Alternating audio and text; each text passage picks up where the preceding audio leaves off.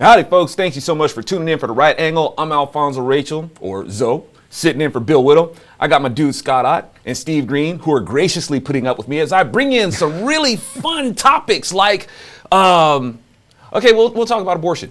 That was tacky. I know it was tacky, but not as tacky as the narrative that goes along with it, y'all. And let me just go ahead and read. And don't think that I have a penchant for talking about this stuff. It's just always happening. So I got to respond to it. All right. So bear with me. I read this, man. This guys, man. My viewpoint. This is coming from Donald Trump. I know I'm gonna catch some flag. I'm not supposed to say anything about Donald Trump, man. I'm trying to help the guy. I'm trying to help. My viewpoint is now that we have abortion where everybody wanted it from a legal standpoint. I didn't get the memo. The states will determine by vote or legislation, or perhaps both, and whatever they decide must be the law of the land. In this case, the law of the state. Many states will be different. Many will have a different number of weeks, or some will be more conservative than others. At the end of the day, this is all about the will of the people. I got concerns. Now, Steve, a lot of, I guess, right-leaning people will say that, stay away from the issue of abortion, stay away, these social concerns and things like that. They'll say that we need to stay away from them. I'm of the opinion, it's like, well, you don't exactly need to stay away from them because you can't. The Democrats are always going to bring it up. And you know what? It works out fantastically for them. They're always sharpening their ability to be able to throw it in our face, while Republicans are encouraged to not say anything, which dulls our response to these things and really doesn't have us to where we can really effectively respond to them, where I guess everybody is going to be happy from a legal standpoint, from which, Donald, I don't know where you got that from. But anyway, I mean, what do you think, man? What am I supposed to take away from this? What do we do with that? Well, I got a couple, three thoughts on this, and maybe I can put them together into something coherent for a change. I'm reminded there was a thing in during Prohibition, that really cut to the limit of the law. And the joke was that during Prohibition, the whoever said this couldn't understand why both sides of the Prohibition argument weren't happy, because alcohol was legal nowhere and available everywhere. So, hey. Yeah. Where's the problem, folks? That really does cut to the limits of the law. That said, I think you're referring to the Trump's statement on Monday, saying that the abortion question would be settled by the 50 individual states. And, I spent, my adult life, really, actually, from my teens, when I started getting politically active, hearing, and I agreed with this, that Roe versus Wade was a terrible decision, not really because of the subject, which is abortion, but because it's not a constitutional issue. It's not mentioned in the Constitution anywhere, and therefore it is a state issue, which has been the conservative case for 50 years now against Roe, and it was on that basis that it was struck down. And now that it's been struck down, it has been returned to the states, which is where I was told for 30 or 40 years, and where the conservatives have said it's belonged for 50 years. And I thought, okay, well, nobody's going to be happy. Literally nobody is going to be happy, because some states are going to put restrictions on abortion that the pro-abortion people aren't going to like. Other states are not going to do that, which pro-lifers won't approve of, and it will vary state by state. But I think the issue comes down to this, and I wish I could take credit for this, but instead I got to give the credit to that other guy over there with the long beard, Mr. Scott Ott, because this is one of those issues that I've really spent my whole life trying to wrap my brain around, or maybe my heart around would be a better way to describe it, because abortion is one of those just awful, terrible things, and the ways of committing it are so varied and in some cases so private that we again come to what the limits of the law are in reality. And Scott said something beautiful on this, and I think it was when the Supreme Court was in the process of striking down Roe, which is the real battle isn't in the Supreme Court, it isn't in Congress, it isn't even in the state houses of the 50 states. The real battle is in the human heart. Thank you, man. Thank you.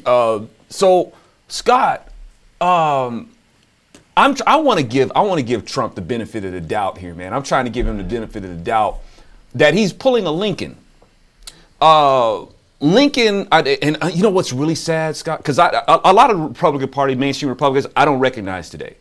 There's always the argument that the parties have switched sides, and I've always argued against that. I don't think the parties have switched sides, but I think a lot of Republicans are switched off. And things like this, when you have a lot of Republicans given over to this negative narrative about Lincoln,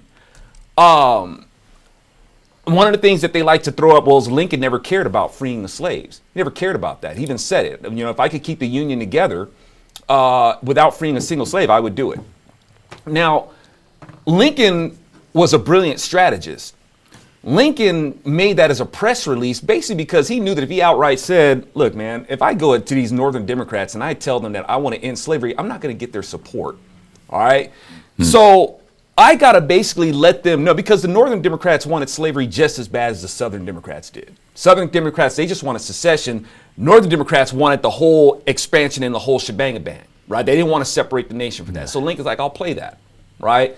And Lincoln is basically saying, no, if I could free slaves. But all the Democrats knew that he wanted to have a war to end slavery. The Southern Democrats, they were nuts about it. They're like, we know exactly what you're going to do. Stephen Douglas was like, man, I'm going to drag it out. I know what you're trying to do. Lincoln's own general, General McClellan, right? I think his name was Stephen Douglas. But Lincoln's own general, McClellan, said Lincoln wants to sacrifice white lives for black freedom. So they knew, Lincoln's contemporary enemies knew what Lincoln was up to, but Lincoln's like, I'm gonna play dumb. I'm gonna play like I don't care about ending slavery. And I'm wondering, is that what Trump is doing? Is maybe Trump playing light on abortion and trying to, make everybody happy? And that way, when he gets in, he effectively does something about it. Anyway, what do you think, Scott? You think that might be a strategy? And far be it from me to try to figure out what's going on in Donald Trump's head. I think that, that I'm not that smart. But I do have the sense over many years from when I first read, his Art of the Deal book many years ago, that there are things that matter to Donald Trump and there are things that don't matter, except insofar as they advance the things that matter to Donald Trump. And so I never sensed that he was had a strong opinion about abortion. Now, he may have made statements that would give the lie to what I just said, but my general perspective on him is that wasn't a big deal to him. And this statement that he's made recently seems to be him basically trying to not offend a whole bunch of people, but telegraph that to the right people that he's with them. It took this country decades and decades, and we still haven't figured it out, even though we had one court decision, supporting a so-called right to abortion, and then another striking down that decision. So I think that ultimately the way the federal government interfaces with this, Trump is right in the sense that, this is a state issue, but where it comes in contact with the federal government, is in this, that in the 14th Amendment, it says, nor shall any state deprive any person of life, liberty, or property without due process of law. Because that infant in the womb is a person, that means, therefore, that the state cannot deprive that person of life. And states are heavily involved in the so-called medical care process and the supporting and enabling the abortion mills to do their work. And so, to me, the states are depriving persons of life. And that's where it touches the Constitution. Now, does that mean that we need a federal law to change that? No, it's probably more likely the purview of the Supreme Court. But as Steve says, quoting my previous statement, the way babies stop being killed in this country is when their mommies and daddies no longer tolerate it. And the way that happens is when people start taking responsibility for their decisions and start looking at life as reaching beyond the limits of this mortal flesh and extending into eternity. It's when people finally realize that there's something greater than themselves and their own convenience and even their own discomfort, and they realize that doing the right thing is always the right thing to do.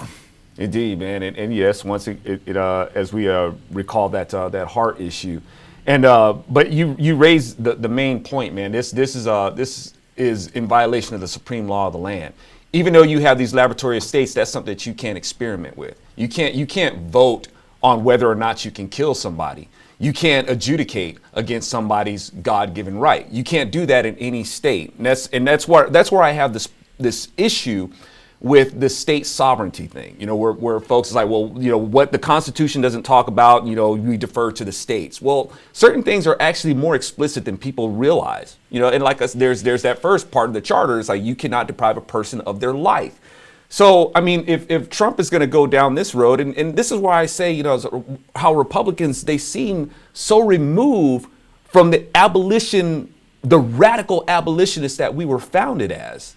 And, when we talk about this is supposed to be decided, in the state, well, is that how we should have solved slavery? Well, whatever you do in your state, if you guys want to go ahead and do that, you just go ahead and do it. No, there needed to be a war to end it because Democrats it's not like Democrats follow the law, right? So it's Democrats, when they feel entitled to, yeah, you might have to actually fight them to get to liberate people.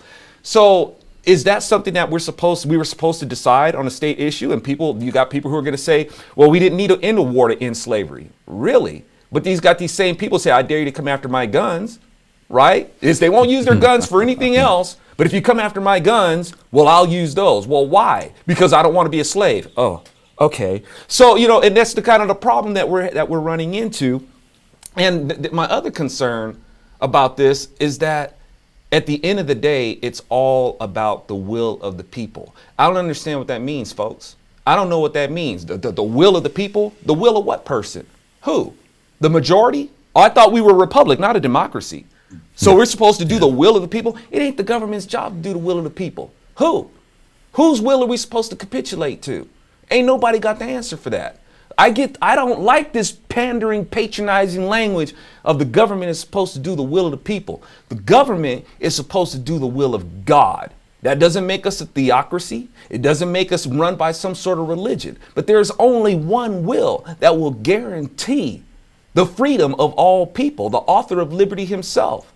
I am the Lord your God who brought you out of Egypt, the house of bondage, the house of slavery. That is the law. We're supposed to be free. We're not supposed to be oppressed. That's the law. So if you try to set that law by any other human being, we're going to have oppression. Matter of fact, we're going to have murderous oppression is what we're going to have. So by what will of what person?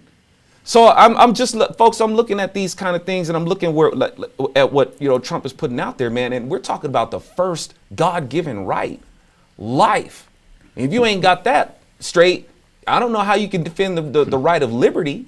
You got to have life first, so I got concerns, like I was saying before, and lastly, with this Roe versus Wade, decision, and Scott, we've talked about this before.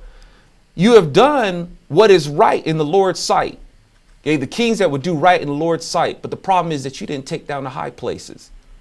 You let the states be the high places, the places where witchcraft will be able to take hold and people can assume to transform themselves into something else, and places where they can go to sacrifice their children. That is what people are doing with their state sovereignty. So it's like, do we really know the Constitution as well as we should, and what the Constitution is actually built on by the author of liberty himself, as stated in our founding documents, appealing to the supreme judge of the world? So just something to take into consideration, folks. And if you really dig Trump as much as you do, hey, ask him, say, hey, man, you might need to come a little sharper on this. Trying to help the guy. I'm not trying to speak against him. Anyway, thank you guys so much for tuning in. I'm Alfonzo Rachel, sitting in for Bill Whittle. For Scott Ott and Steve Green, I was going to say, I tried to make it fun, but that's a hard one. All right, y'all. See you later. Bye.